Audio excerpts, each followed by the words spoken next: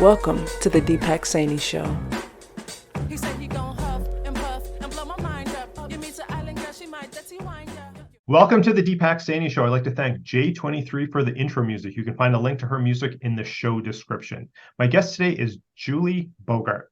Jxxiii is known for her common sense parenting and education advice. She's the author of the beloved book, The Brave Learner, which has brought joy and freedom to countless home educators. Her new book, Raising Critical Thinkers, offers parents a lifeline in navigating the complex digital world our kids are confronting. And we're going to talk a lot about this because I just read this book. And she's also the creator of award-winning innovative online writing program called The Brave Writer, now 23 years old and serving in 191 countries. Gosh, how many countries are there now? Obviously more than 191. Yeah. And she home educated her 5 children who are now globetrotting adults. So Jxxiii, welcome to the show. Thank you so much for having me. Awesome. So so many things. Obviously, I'm just going to put up, again, sorry, audio people, you're not going to see the book. We'll have a link and everything to get it. But for the video people, here's the book. I read it, and probably a quarter way in, I'm like, I need to talk to this person. So I hunted Jxxiii down, and here she is today. But what I like to always start off with is, how did you fall into what you do, and then that led into writing books and that sort of thing. Goodness, thank you for that. So I'll give you a short version. I grew up with a parent who was a published author. My mother has written 72 books. So I grew up around publishing. Yes. Sorry, what's your mom's name? You won't know her. Her name is Karen O'Connor. The first half of her career was in children's nonfiction, and then she did a lot of inspirational writing for women, and then sort of transitioned into devotionals for seniors, which has been her biggest success. Okay. She's won awards. She's done all kinds of writing, definitely a journeyman writer. And so I grew up around the value of writing. My father is an attorney. So between the two of them, I was a natural writer and introduced to evidence-based thinking from a very young age. By the time I was in college, I went to UCLA. I got involved in spirituality through Christian ministry on campus. And I found myself really drawn to the study of theology. It was sort of this, I was a history major, but it was something about this like deep dive into religion that really captivated my intellect amazingly. And so over time, I made decisions and grew according to those beliefs. And then the internet came along, and the internet created havoc in my life. I suddenly was confronted with a lot of positions I had never thought to evaluate, and it made the foundation of how I thought really unstable. And so I found myself asking the question, because here I was, a home educating mother who went to church. I had 5 children. I was around people who were very similar to me, heterosexuals, married, similar politics. And we all got online in 1997, started chatting on these internet discussion boards, and we were having bloodbaths of arguments, like over theology, over diapering, over breastfeeding, over the kinds of births. And I thought, if all these people are singularly convinced that their nuanced interpretation of the thing we even share in common is not the same as mine, why? Why are you more convinced than me? On what grounds do you get to just assert, quote unquote, the truth and expect everybody to just fall in line? Well, Julie, you're wrong because X. And that got me thinking. And I spent the next 30 years studying thinking, theology, history, education, learning, all of it. And so that's really the genesis. Julie, I already know we're going to have a fun conversation today. And I already have this feeling we're going to have to do a round 2 at some point, because I feel we're not even going to get into all of it. So two quick questions. One I didn't even think I was going to ask, but you kind of bring up. So just high level. So that's very interesting about you didn't use these words, but the divisiveness back in 97 or thereabouts, the early days. How would you compare to what we see in social media now, just from a my gosh, it's such a great question. Is it 10-fold now, 100-fold now, or about the same? Probably, but I will say this. There was a difference back then in this way. We didn't expect people to disagree with us. Now we do. Back then, it was a shock. It was like cold water shock. Like, I can't tell you how many nights I spent composing responses in my head because I was so taken aback by an argument with someone that I thought I knew and liked.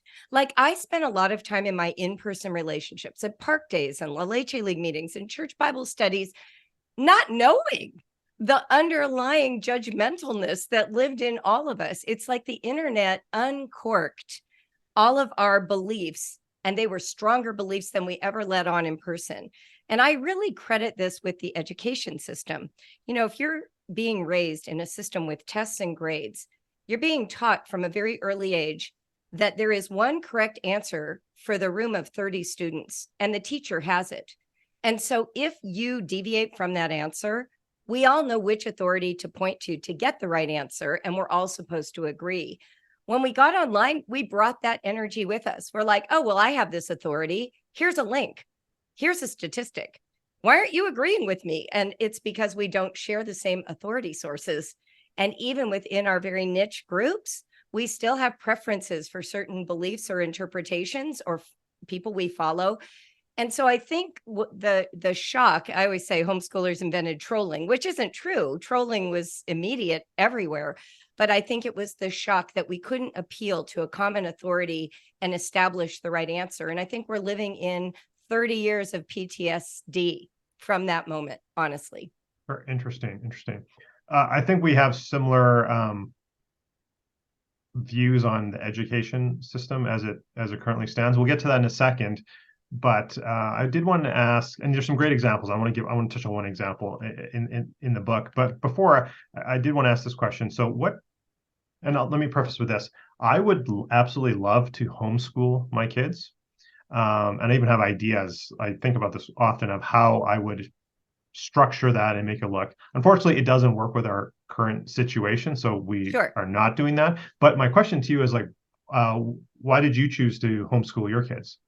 It's a great question. So at the time, I was not even married yet when I first heard of homeschooling. It was 1984.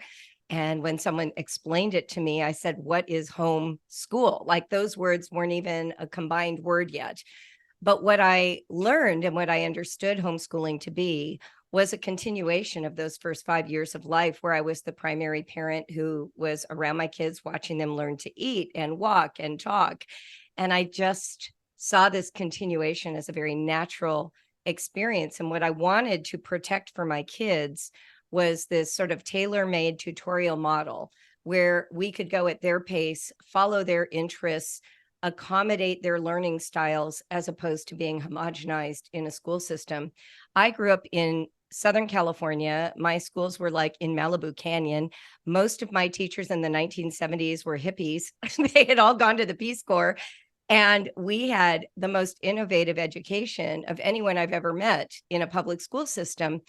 And I watched that model get shut down over the years in the 80s and 90s. And I did not want my kids in a workbook testing model. I wanted to have these rich outdoor experiences, these immersive styles of learning, these accessing the arts, using science where you're not just taking tests, but you're actually doing the experiments or the nature immersion. So homeschooling appealed to me for all of those reasons. Awesome.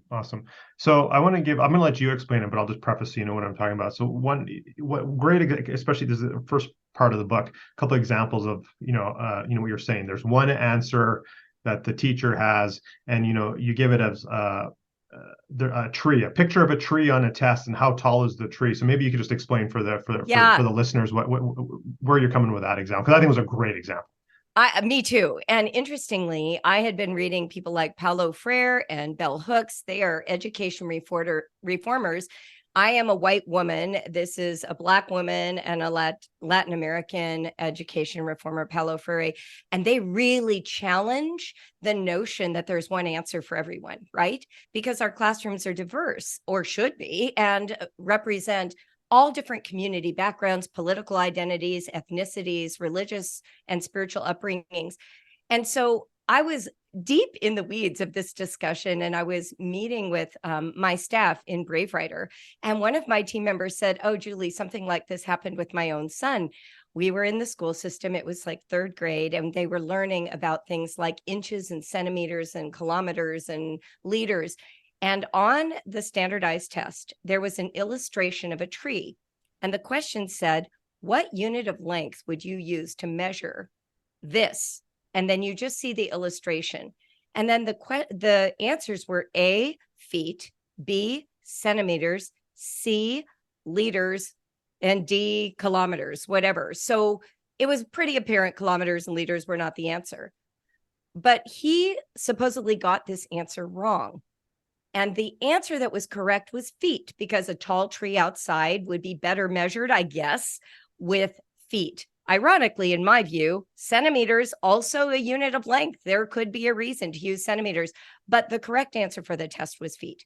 Naturally, he picked centimeters, and he got in an argument with his own teacher about this. And so they got called into the principal, and my friend Jeannie went to that meeting, the mother of her son, and he explained, there is an illustration on the page. You can't measure it with feet. You have to use centimeters to measure this illustration. And so the mother had to contend that this was a logical answer. The teacher kept saying he should have known that it was a tree outside. And that right there is the heart of education, that what we're asking students to do is to guess what the teacher thinks you should know, not make your own critical thinking judgment based on the information and how it comes to you subjectively and objectively. And in this case, both answers are correct. But in the class, he wasn't allowed to have that as a correct answer. Yeah, and I just say that even if you should have known that a tree, we mean the tree outside, centimeters, maybe not the most efficient, but is a valid way to measure something. So 1,000%. Yeah, and, yeah. if you were tracking like carpenter ants on a tree, you might want to say the rate that they were climbing that tree by centimeters, not by feet. So it's really training us sometimes into the most obvious answer or the most common understanding, and not really allowing for the person's subjectivity and all the factors that make who they are to play into how they make sense of the world. And that's what an education should be designed to do. Absolutely. I'm just going to speak to one of my bees in one of my bonnets about the education system. So I'll just use my one daughter. She's I wouldn't say fascinated with Japan, but she's really interested in Japan. So I don't see why, with some guidelines, because I understand with the system, what it's as it currently is, that you have to do XYZ report that has this, and this on any place you choose, right?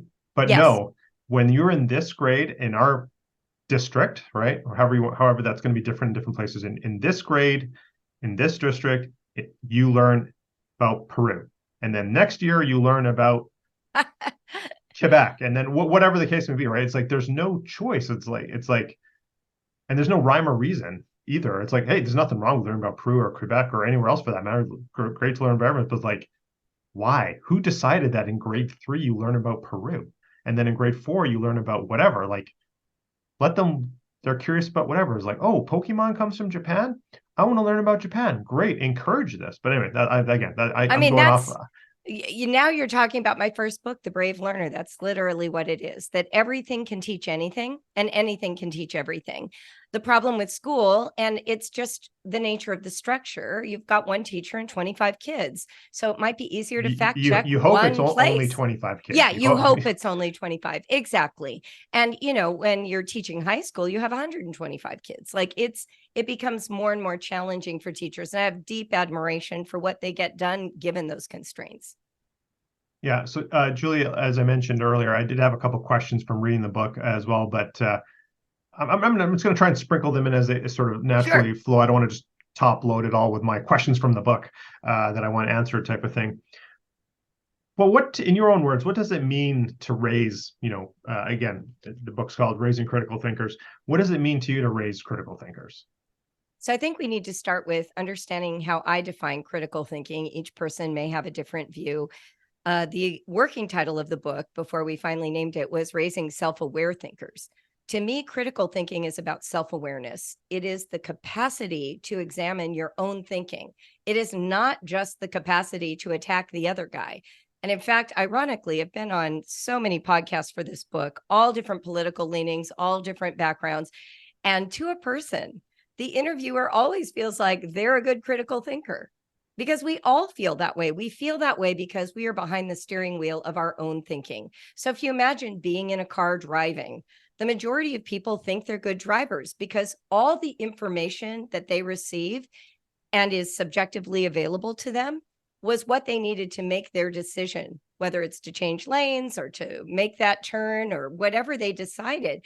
And so even when you get in an accident, the feeling initially is it wasn't my fault because you're using all the data you have available to you. And you feel like if someone else just had that data, they'd agree with your interpretation.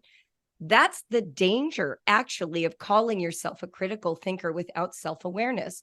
Self-awareness is the capacity to recognize how your subjectivity impacts the way you receive information. So for me, the training that I felt I had to go through during those years of deconstructing pretty much every belief I've ever held was noticing my reactivity to things that challenged my beliefs or my perspective.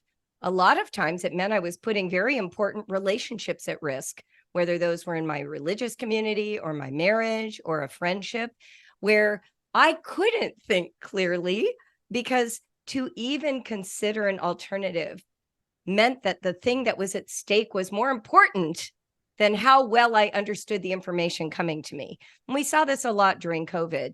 I remember at the beginning of the lockdown, homeschoolers were like a cottage industry of mask making because we're nothing if not great at taking on a task and mass production and getting our kids involved. And then as the politics changed, you watched people suddenly be embarrassed that they had ever made a mask, right? And I thought that was such an interesting moment. It wasn't just that new information was coming in, it's that people were able to identify who their people were by the views they held. So the importance of raising a critical thinker is allowing for dissent to be an absolutely essential part of your relationship with your kids. For them to have the capacity to challenge the parental propaganda machine, which we all have, it's unavoidable. We come into the world expecting our kids to adopt our superior beliefs. But when we're raising people to be good thinkers, they have to have the freedom to dissent, to take on a belief, even if it puts things they value at risk. That's what critical thinking is. Yeah, I wasn't planning to go down this path right away here, but I feel like it just makes sense here. So you're absolutely right. We're all going to have our own, we all think we're that, right? And I'll just use myself. And there's some judgment and whatever other adjectives you want to use. What I find challenging in these personal relationships, everything is like, and I'm going to have my views, I'm going to, and I'm going to have biases that I don't even realize. Totally. But I also have biases that I do realize. And I'm fine with that. I'm fine with that. These are my biases because of XYZ that happened to me. And I keep that in the forefront. What I find challenging in, again, mostly personal relationships is where others, and if they're listening, they know who they are. I'm not going to call them out. They can't even acknowledge that they have any biases, which is in itself is like maddening to me. And this maybe is I don't know if this is really even I guess it's kind of a question. I'd love to get your take on it. Well, I listen to one source of whatever the case may be. Yep. And that's the gospel, the Bible, the Quran, whatever, put your thing in there. And it's like, come on, you got to at least have a couple viewpoints, And so I find it frustrating for myself as well as like, I realize I have my own biases and I will own up to them and I'll live up to them. And I realize there's some I don't even realize. So please point them out. But at least I feel like I look at multiple sources, and there's sources I can't look at everything. Nobody can. No. But then when you're trying to have a conversation, it was like, it's just this one thing. It's just this one channel. 6 o'clock news is my everything. It's like, that is so maddening to me. So, I don't know. I don't even, that's even a question. It's just, how do you navigate this? How do you I absolutely have thoughts about this. I mean, I think I've spent most of the last 30 years in those kinds of conversations, and I've learned a few things. So one of the things that I've learned is that it's really important to be curious, not curious to discredit, but curious. And the curiosity has to orient towards why this belief that the person has would ensure that the world is a more beautiful place if we all adopted it. Most of us hold beliefs that we believe if everyone agreed with me, gosh, the world would be a better place. So instead of being like, well, this is your bias, yeah, we all have biases. So for instance, one of my biases is that we should be critical thinkers. Not everyone agrees with that. I know whole religious traditions that think that's a dangerous thing to do. So why though? What is it about the worldview they hold? So my dad and I don't align politically. So not a shock. So I remember he read my book and I was kind of amazed at how much he enjoyed it. And I said, oh, I'm really relieved to hear that. And he then said, he started to go into a rant about something political. And I said, Dad, I want us to try using some of the tools in my book. Let's pick a topic. You get to pick it.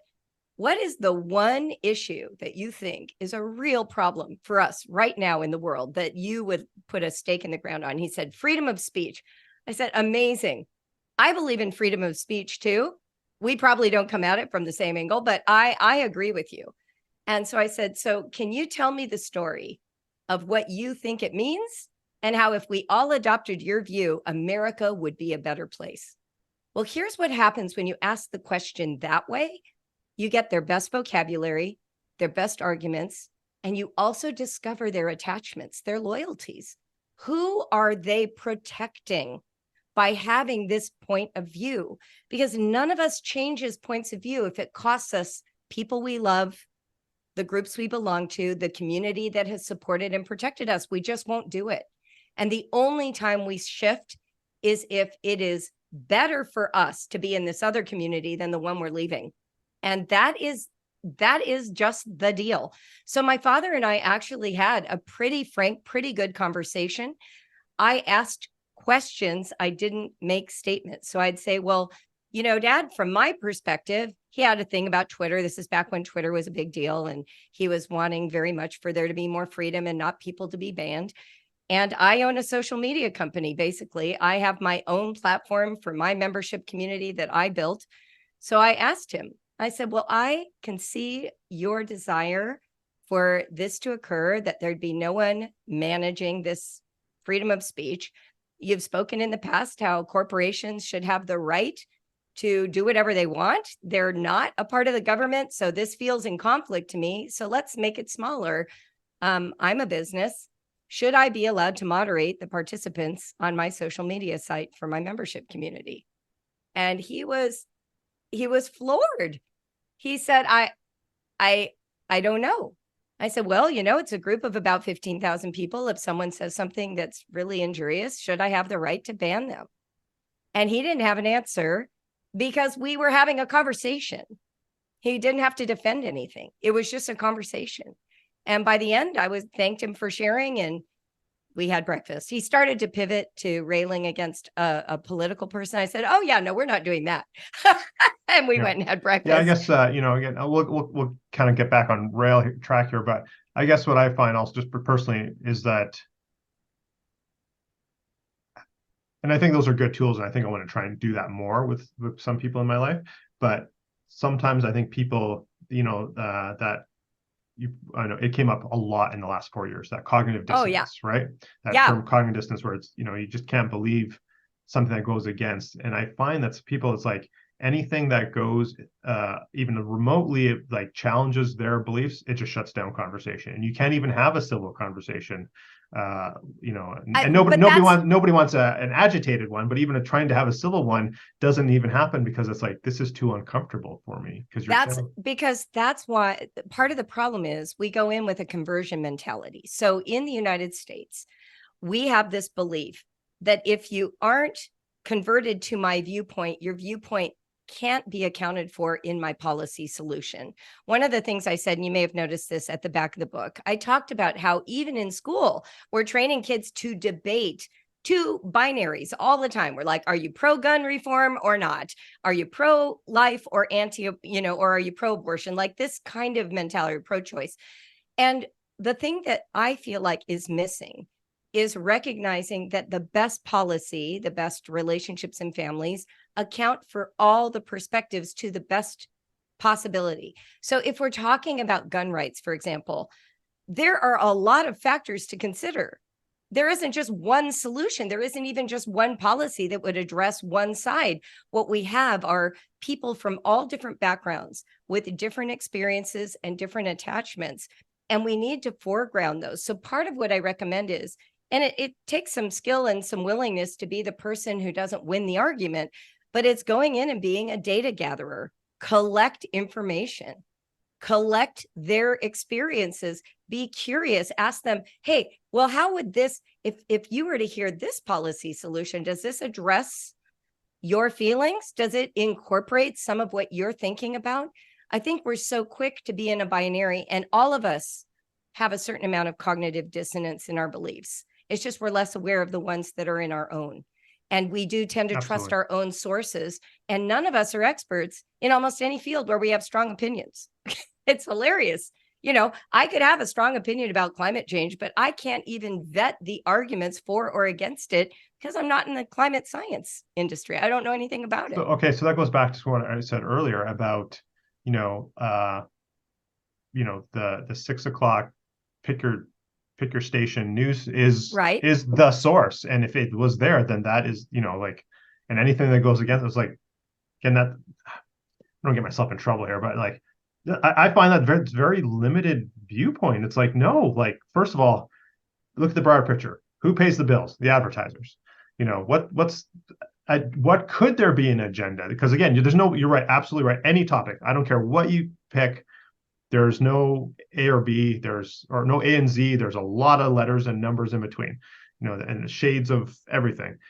But it's kind of hard to have that conversation when people are, no, if I didn't hear it on the news, then it's not real, or it's not true, or whatever. Right? So let's just take this one step further. This is why my book is called Raising Critical Thinkers, because I think adults are hopeless. It's too late. We have to start with children. And I think it starts in the home. And I want to give you an example of what I mean by raising a critical thinker in the home, because a lot of times parents are thinking, how do I help them adopt my religious or political perspective, or even my academic perspective, which is incorporate all these views, right? But hopefully you'll still draw the conclusion I want you to draw. Like, that's the secret agenda of all parents. Let's talk about what critical thinking looks like in a child. So imagine it's time for dinner. You have an 8-year-old, and your child says to you, you say to your child, hey, honey, go wash your hands. It's time for dinner. And your child's been doing that every day for, the last 6 years. And they suddenly say, yeah, I'm not going to wash my hands. I don't want to. There are two ways most parents respond. The first one is old school, kind of my generation parent, which is, obey me. I'm the authority. You have to wash your hands. Go do it. Don't want to hear you talk about it. So they go do it with resentment. The second way is what I call the obedience model, but it's now called cooperation. It's just a whole level up of manipulation. So what we say now is we say, oh, honey, you have to wash your hands because science says there are these invisible germs and they live on your fingers. And if you eat food, you'll get sick. And these parents feel better about it, but all they've done is doubled up on authority. So now the kid's obeying two authorities that they can't vet, the parent and science. So here's what you can do instead. This is how a critical thinking journey would approach it. A child says, I don't want to wash my hands. Oh, that's new. What's going on there? Why don't you want to wash your hands? I don't know. I just don't like it. Oh, well, let's learn more about what you don't like. Is it the water? Is it the temperature? I don't know, maybe. All right, I'm going to go get a thermometer and we're going to test different temperatures and see which one you like best. So you do this, you get to the end, the child's like, I still hate the water. Oh, is it the wetness? Yeah, I think it's the wetness. Do you want to try hand sanitizer? No, that stuff's sticky. All right, well, shoot. I have this belief that germs live on your hand. It sounds like that isn't very persuasive to you. So what if we do some research online to see what else kills germs? And you discover maybe hot air does. So you use a blow dryer. But what if your child takes it even further and says, Mom, you don't believe in germs. I saw you pick up my baby sister's pacifier off the Target floor and put that in your mouth to suck off the germs and then plugged it into the baby. Now, your child isn't going to say that, but that's living in their imagination. They're like, you don't actually believe in germs because this is the behavior that I've seen you take, or I just ate Cheerios off the floor. So now the parent is confronted with their own belief, like, How much do I believe in this? And what level of coercion am I willing to exert on a child who doesn't believe it yet? So one of the suggestions I make at that point is, if these ideas of temperature didn't solve it, if hand sanitizer and blow dryers don't solve it, maybe you roll the dice and you see if a child can eat dinner without washing their hands, and you even treat it like an experiment. You say, you know what? We're going to experiment with that. Now, you might have a child who tells you a completely different reason, like, well, it means getting off my video game and I don't want to get off. That's a whole different conversation.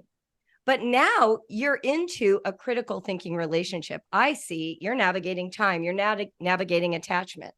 Or maybe your child is just tired of being commanded by you to do things. We can't know if we aren't curious, and our children can't tell us if it isn't a safe place to collect their own data, do their own research, express their curiosity, if we live in a constant state of dictation of what the standards are. And of course, you can't do this for everything. Sometimes you just got to buckle them in the car seat and go to Target. I get it. Do it like once a month, once a month with one kid. So Julie, this is a couple of things here. So I think I might be paraphrasing. I think I got this right. This might be the title of the episode. Adults are hopeless. But so that was going to be one of my questions later on. It was like, how do we build this in adults? Because I find this is extremely lacking. You basically confirm that, and maybe we'll have time to come back to that point. Maybe that's part of a round two at some point. But here's my thought on just basically what you just said is like, that takes a lot of not only commitment on the parents' point of view, but I would say they take some critical thinking on the parents' point of view as well, which is now a circular loop. It's like adults are hopeless. We have to, but they will learn anything for their children. This is the thing. So so when I was writing my book, the really big challenge for me was I was writing to two levels. I was writing to the adult, who was then going to lead the child. And you can't lead a child into critical thinking if you're not a critical thinker. So, I started the book, just full disclosure, about my grandparents' sex life. These are adults reading this book, not children. And the purpose of that is to start to destabilize what you thought critical thinking was. And what I've gotten feedback now, it's been, a year and a half and tens of thousands of copies sold. What I hear from parents all the time is that they found themselves evaluating their educations, the views they hold now. And to be clear, I don't mention politics. We don't talk about social issues in this book. We are talking about grammar. We talk about the way that you have an experience versus a first person encounter with someone. I talk about the difference between reading and an encounter. We can feel like I have a strong opinion about the war in Afghanistan by reading, a newspaper or an online website. But let's talk to somebody who's fought there. That would change your mind. Going there would change your mind or give you new information you never thought to consider. For me, adults need to be trained in humility. The understanding that just because they have passing familiarity with something doesn't mean they need to have an opinion yet. It's okay to say, here's what I know right now. This matters to me because a person I trust said it. This community I'm a part of believes this way, and I don't really want to think differently than them. Those would be actually honest ways to start shaking free from this excessive conviction that I'm right and you're wrong. And of course, it's going to take a long time. And I feel like it's happening. I do feel like there is some movement in that direction, but I do think starting in the home is the easiest place to begin. Yeah, absolutely. And you did mention something, and I did want to mention to the audience again, like I said at the top, I would love to homeschool my kids. It just isn't working right now. But I was reading this book, so I'm going to hold that up again for the people watching the video. There's a number of different exercises to help build critical thinking for different age groups. I literally thought as like, if my situation, if I snap my fingers or something happened transformational and our situation changed, that we could go to homeschooling. I was like, this is going to be one of the books that I'm going to use this or similar type of exercises. So I really appreciate that in the book as well. And you can use them if your kids are in school. You spend an enormous amount of time with your children, right? Absolutely, so I just want to make that clear. Like, this is stuff that you can do at night, on the weekends. It's also an orientation. I said the subtitle could have been 1,001 questions Julie wishes you would ask other people, because it's literally just I would all buy questions. that book. I would buy that book. Yeah, that should be the Right? next one. Yeah, okay. I mean, that's the book. I have so many questions in there that help you open conversation as opposed to making declarations. And honestly, for me, I resist giving declarative statements now about a belief because I always want to include more information in the way that I hold space for my ideas. I've just learned so much. It's become, the world is so much nicer. The people around me are so much more interesting. I'm not angry at people. I'm really curious about them. Absolutely, absolutely. And like I've said this 3 times already, or we could go for hours on this because there's all these little Okay. offshoots I would love to pull the string on.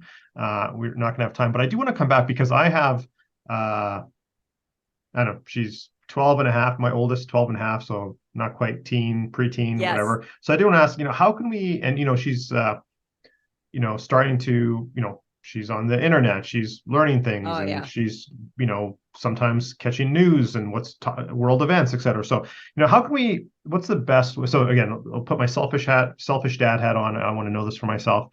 How do we hold space for our teens or maybe even young adults, for experimenting with, their beliefs and their ideas, that again, are maybe challenging our own?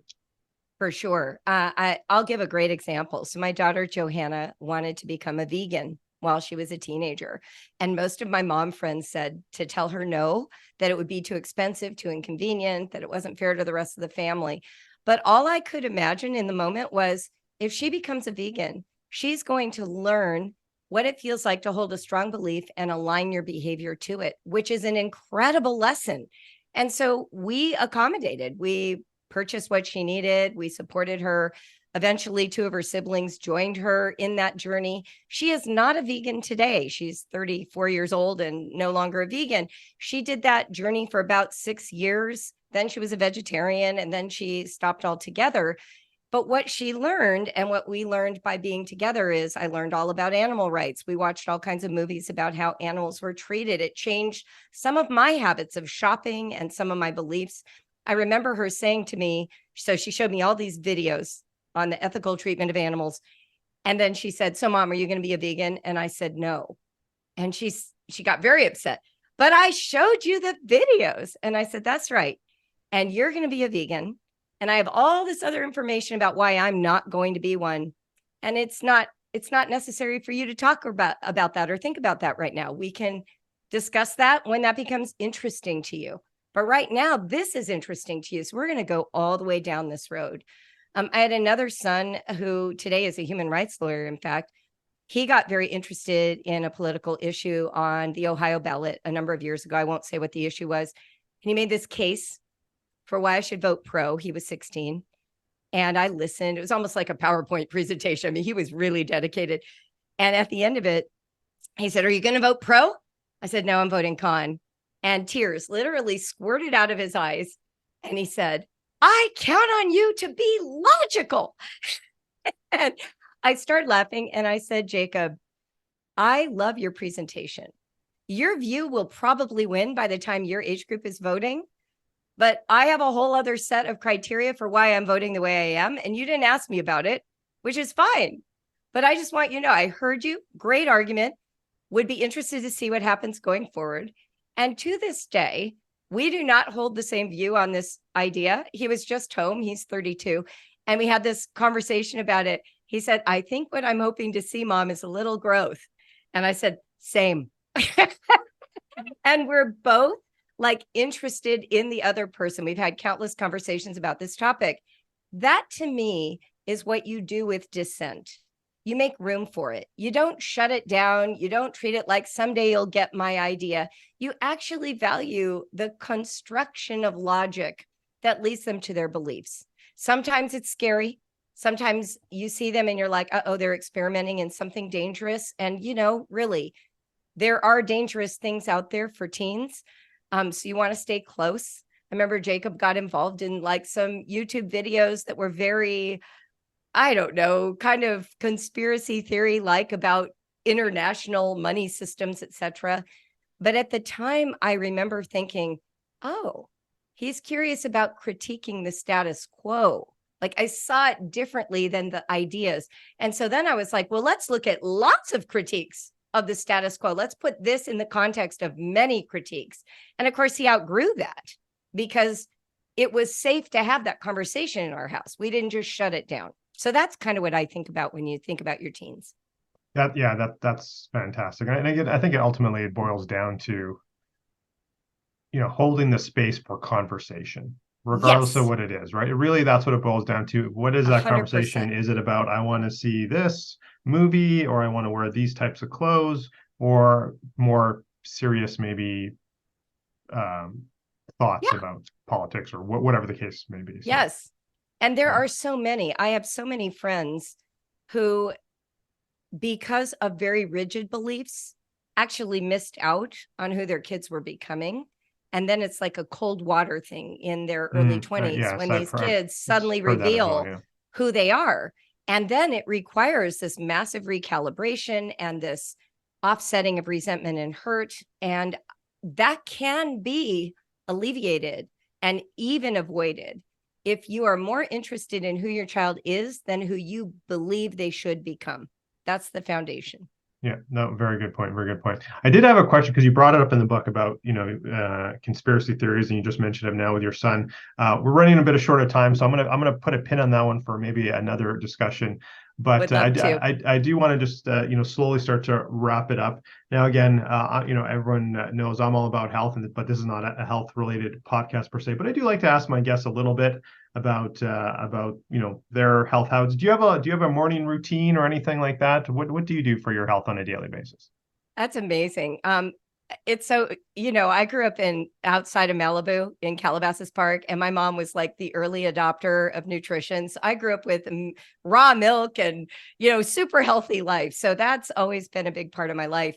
But today I do weight training 3 times a week. I'm 61, so I do that for my very little body. And then I am an active member of a 12-step program. So I do my sort of 12-step spiritual work every morning. So those are my 2 main activities. I'm a former marathon runner, but no longer running, just walking. So those are my main things.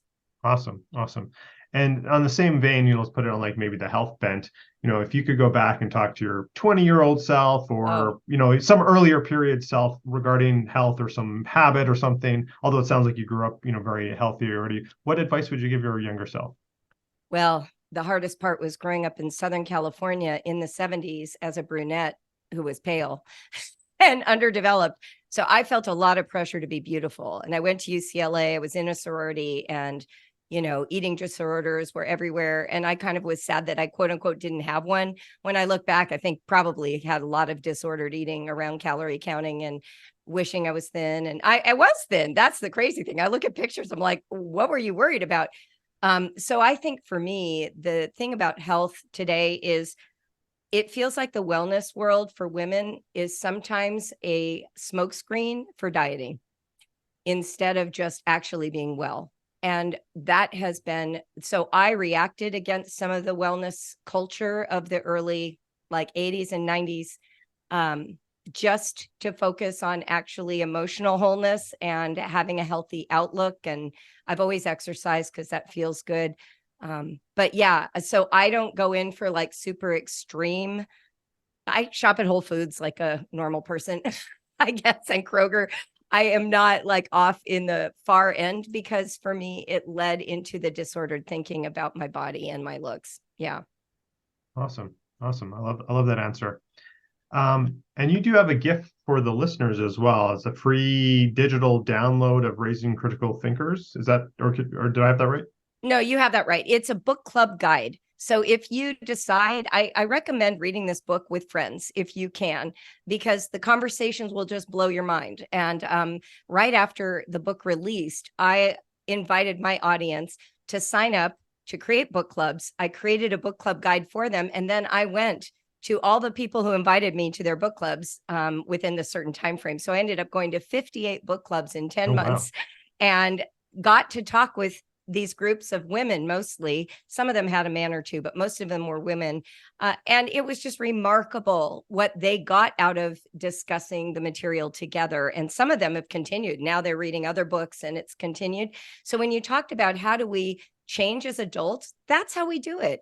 We facilitate conversations with people who are not identical with us, and we ask risky questions, and then we grow. So this book club guide is free. It's professionally designed, and you can get it from raisingcriticalthinkers.com. Awesome. Yes. And we'll have all of Julie's links, her social media, and to purchase the book, etc., all in the show description and all that. So don't worry, we'll have that there. Julie, any last words of wisdom or a golden nugget you'd like to share with the audience? I don't think so. I've really enjoyed this conversation, and I would be certainly up for part 2 if that's something that you want to do. So thanks for having me. Absolutely. I think what I'll do is I'm not sure exactly when this will be released, but I'm sure we'll get some feedback and some interesting, and maybe we schedule shortly after there. And like I said, I have a couple of my questions I just for time's sake wasn't able to get to. There's so many threads we could have pulled on for sure. So we'll wrap up version 1 of this conversation right now. So Julie, thank you for being a guest on the show. I really appreciate it. Thank you, Deepak. Thanks for listening, everyone, to the Deepak Saini Show. I'm going to throw it back to Jxxiii, who's going to guide us out. And again, exceptional results for the exceptional you. Till next time, everyone. Podcast produced by the Minted Green Company